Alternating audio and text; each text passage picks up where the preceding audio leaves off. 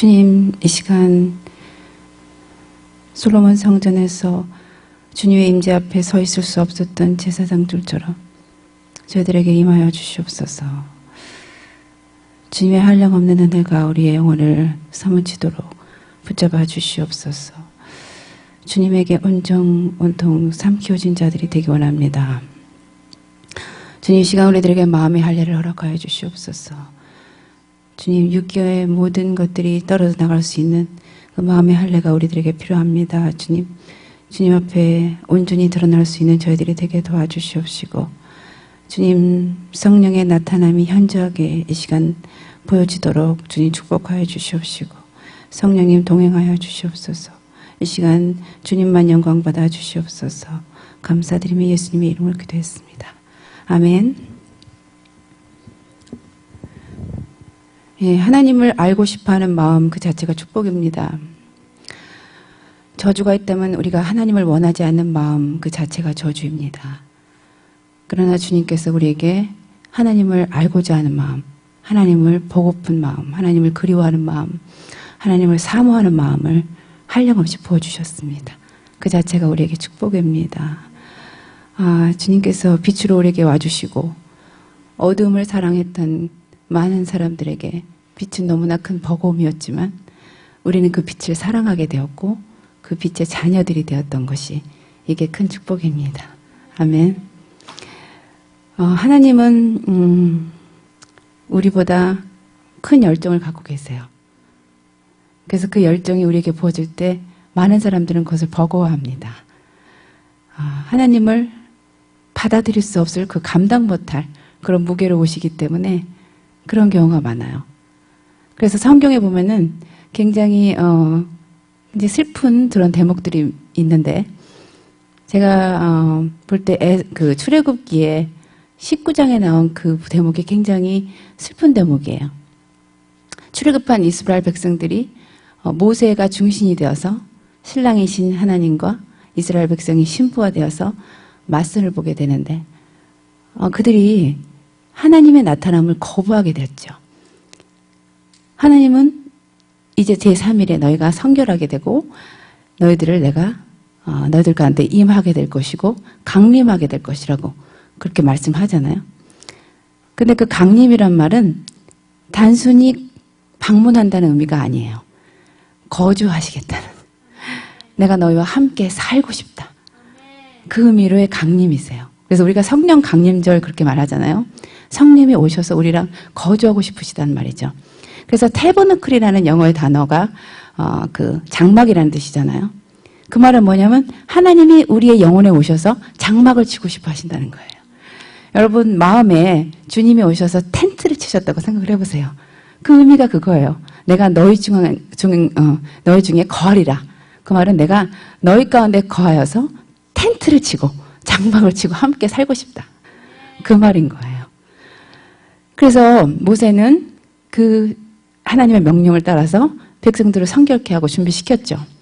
근데 막상 하나님이 이제 그 산 중턱에서 내려오시조자 자신을 표현해 주셨을 때 그것은 우레와 번개와 천둥과 빽빽한 구름과 강력한 불로 임하시는 그 모습 앞에 사람들은 두려워 떨게 되었어요.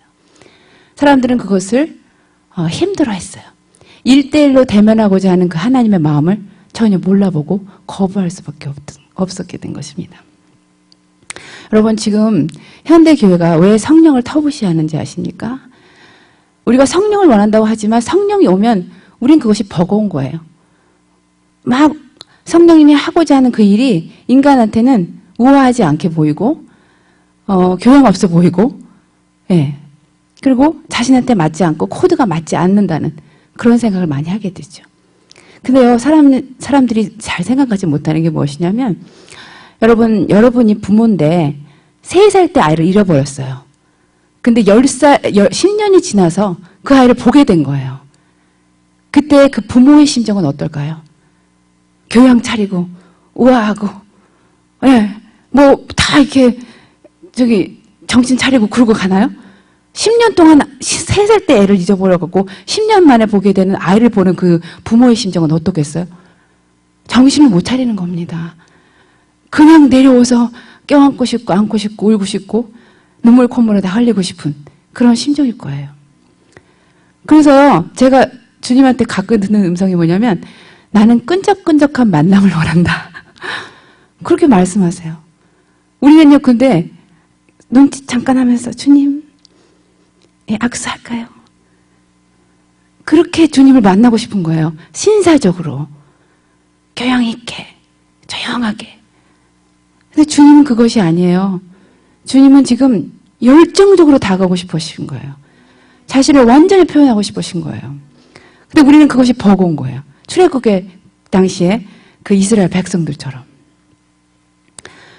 여러분, 부흥을 원한다고 하지만 왜 부흥이 안 옵니까? 폴 와셔 목사님이 어떤 하이스쿨에 가서 이제 말씀을 전하셨을 때 그곳이 뒤집어졌어요. 그래갖고 막 아이들이 울고 불고 회개하고 막 난리를 친 거예요. 그랬더니 그 하이스쿨에서 다시는 안 불렀대요.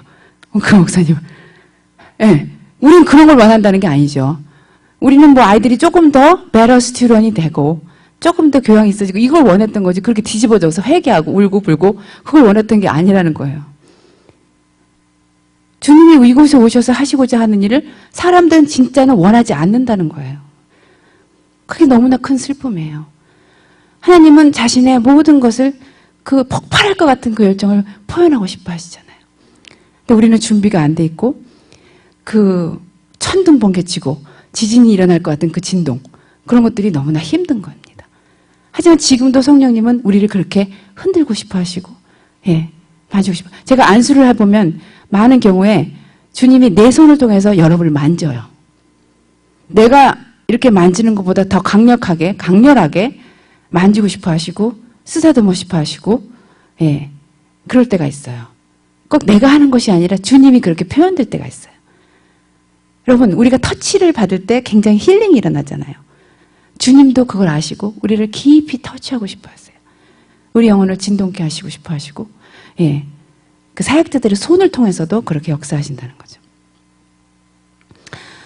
그래서 진정한 하나님과의 만남은요 울부짖음이 있는 곳이고 눈물과 콧물이 나오는 곳이고 끈적끈적한 곳이고 그런 곳이 되는 것입니다. 그래서 우리의 어떤 그 교화된 이렇게 문명화된 이 모습을 탈피하고 조금 야만인적으로 조금 그러한 모습으로 주님 앞에 벌거벗은 모습으로 나와야 됩니다.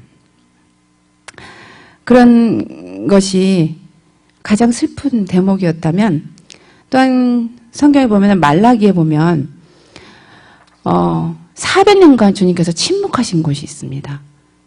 여러분 하나님이 얼마나 그 속성상 우리와 말하고 싶어 하시는지 아십니까? 그분은 대화하고 싶어 하시는 분이에요. 그런데 400년간 침묵했다는 말은 대화가 400년간 단절됐다는 소리잖아요. 근데 관계가 단절된 표시가 우리도 그렇잖아요. 누구와 관계가 단절되면 첫 번째로 대화가 단절이 되잖아요. 우리 하나님과의 그 관계가 단절되면서 하나님과 그 인간과의 대화가 단절이 됐어요. 선지가 주어지지 않았어요.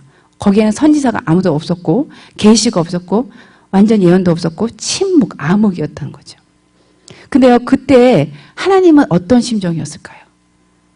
저는 그런 거 생각을 많이 해봐요. 얼마나 그분이 대화하고 싶었냐면 아담 때부터 아담아 어디 있느냐. 그리고 또 구약에서 모세의 그 가운데 선 그 통로를 통해서 율법을 주시면서 자신을 표현하고 싶어 하시고 또 계속 부지런히 선지자들을 보내면서 선지자 통해서 자기를 나타내고 싶어 하시고 대화하고 싶었던 그분이 그렇게 400년간 침묵하셨을 때는 얼마나 힘드셨을까요? 여러분 하나님의 음성을 들어야 된다는 그것은 하나님이 얼마나 여러분하고 말하고 싶어 하신다는 것에 대한 확신이 없이는 듣지 못합니다. 여러분 하나님이 얼마나 우리한테 하루 종일도 얼마나 많이 나한테 얘기했는지 사랑한다. 수백 번도 더 얘기하는 그 목소리를 우리가 듣지 못하는 거. 하나님이 얼마나 나한테 얘기하고 싶어 하는지를 우리가 모른다면 그분의 음성을 들을 수가 없는 것입니다. 그분은요 속성상 우리에게 말하고 싶어요. 여러분 입을 창조하신 분이 말하고 싶지 않겠습니까? 말을 창조하신 분이 말하고 싶지 않겠습니까? 그분이 우리한테 그렇게 말하고 싶었고 아버지가 자녀한테 말하고 싶어 하듯이 자녀는 딴 곳을 바라봐도 계속 우리